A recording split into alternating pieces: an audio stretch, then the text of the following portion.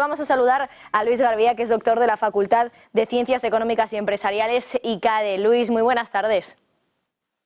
Buenas tardes, Marta. Encantado de estar con vosotros. Bueno, y como siempre, muchísimas gracias por atender a nuestra llamada, Luis. Bueno, parece que el Banco Central Europeo va un poco con todo, con la bajada de tipos de interés, aunque Lagarde nos haya querido decir en esa última reunión que no se comprometían con ningún camino respecto a los tipos de interés. Sale algún que otro gobernador regional, por ejemplo, Bilbao, el gobernador del Banco de Francia, y dice que da igual lo que haga el petróleo, que la bajada de tipos está casi asegurada en junio. Esto no sé cómo casa con ese intento de no seguir un forward guidance por parte del Banco Central Europeo.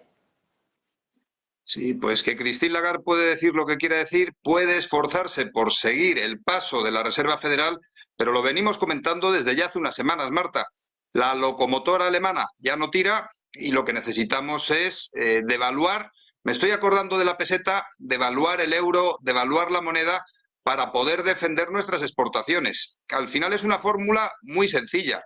Ya tenemos el tipo de interés más bajo que la Reserva Federal. Si en dólares hay más retorno que en euros, pues la gente ¿qué va a hacer? Comprar dólares. El dólar se aprecia, el euro se deprecia. ¿Y a quién le viene bien esto? Pues a todo el que exporte.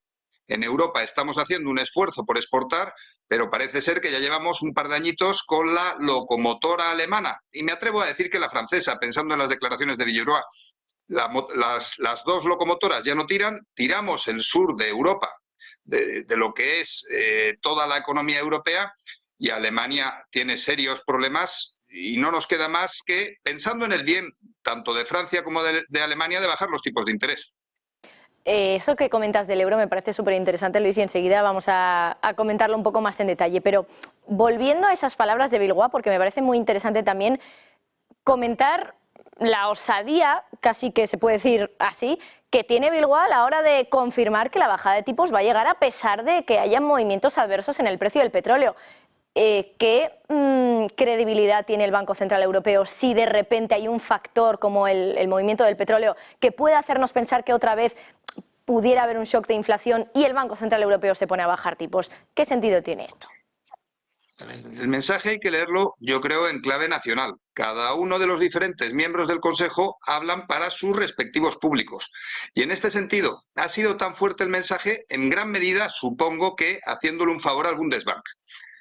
Tenemos un problema con la industria, tenemos un problema con el crecimiento. Y cuando digo tenemos, hablo en Europa, porque ojalá tuviéramos mucha más Europa, pero la que no está creciendo es Alemania, el que no está creciendo es Francia, y es un mensaje para su público interno, y ellos vienen a decir, me da igual el Banco Central, nosotros, pase lo que pase, me suena un poquito a whatever it takes, bajaremos el euro para poder exportar más. Y además, en clave de shocks, como lo estabas poniendo, Marta, si hay un shock de oferta, quien tiene que actuar es la política fiscal.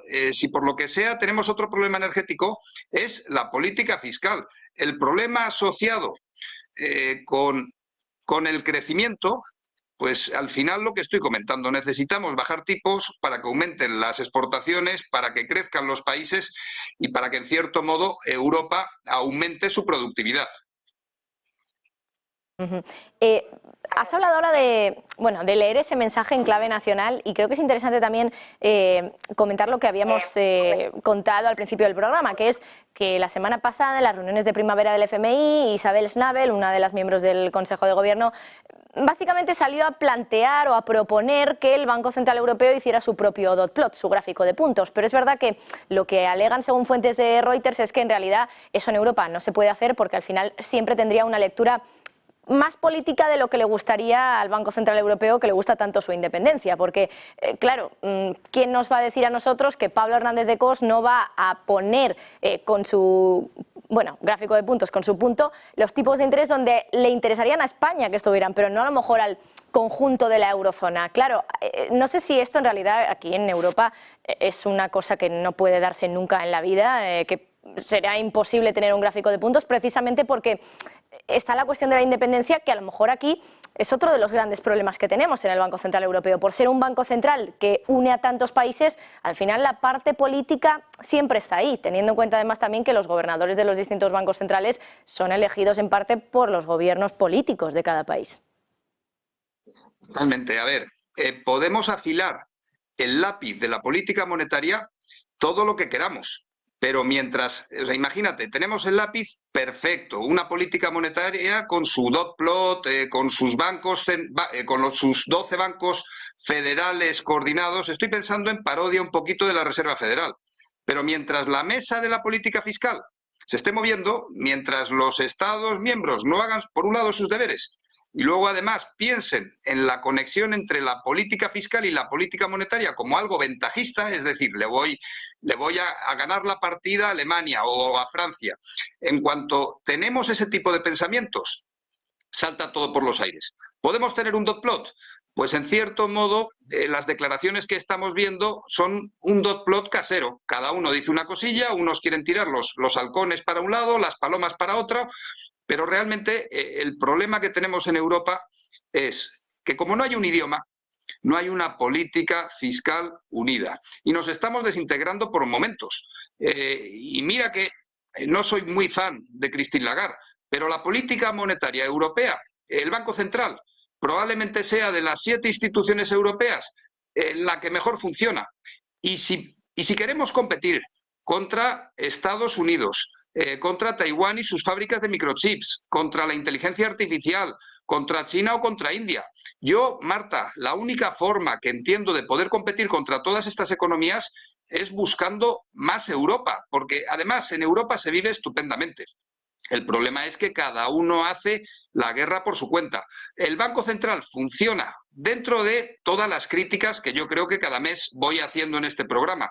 El problema lo tenemos no tanto con la política monetaria, sino con la política fiscal. En este sentido, tener un dot plot o no, pues sería más bonito, tendríamos un poquito más de lo que hablar, sacaríamos un par de gráficos más en el programa, que lo sacamos con Estados Unidos, pero la realidad es, necesitamos más Europa y no veo otra cosa más que la política fiscal, Marta. Bueno, y hablando también del euro, que era el tema que has mencionado tú al principio, Luis, y que yo creo que es muy interesante también profundizar un poco en esto, porque, claro, aunque no esté dentro del mandato del Banco Central Europeo, ya cuando perdimos la paridad con el dólar, Christine Lagarde puso de manifiesto que ellos también, claro, tienen que fijarse algo en el movimiento de la divisa común. Claro, si aquí bajamos los tipos de interés antes que en Estados Unidos, lo has explicado tú perfectamente al principio, vamos a tener claramente un movimiento a la baja del euro y un movimiento de apreciación en el dólar. Eso, ¿hasta qué punto es positivo o negativo? Porque tú has mencionado, claro, nos favorece a nosotros en cuanto a exportaciones, porque vamos a exportar más barato, eso puede hacer que nuestras exportaciones aumenten y, por lo tanto, que haya un crecimiento un poquito mayor en la economía. ¿Puede ser también una estrategia del BCE para, de una manera encubierta, intentar animar un poco el crecimiento económico? Sin ninguna duda. A ver, tampoco está dentro del mandato del Banco Central Europeo, y me vas a permitir que sea un poco malo, Marta, el pagar la reunificación alemana. Tampoco está dentro del mandato el desindustrializar España a favor de Alemania y a favor de los países del norte. Al final, ¿qué estamos viendo? Pues que Alemania tiene problemas, que Francia tiene problemas, que no se nos olvide que el Banco Central está en Frankfurt. Y esa bajada de tipos, que para mí ya la subida de tipos, yo no encontraba yo jamás he visto un problema inflacionario asociado con la demanda, sino era un problema asociado con la energía. Aquí no han dado cheques a los ciudadanos, por lo tanto ya la subida de tipos para mí sobraba. Pero esta bajada, sin duda, obedece a tratar de salvar el crecimiento alemán, porque además Alemania tiene serios problemas y a nosotros, ya puestos, tampoco nos viene mal, pensando en el sector turismo como motor de la economía.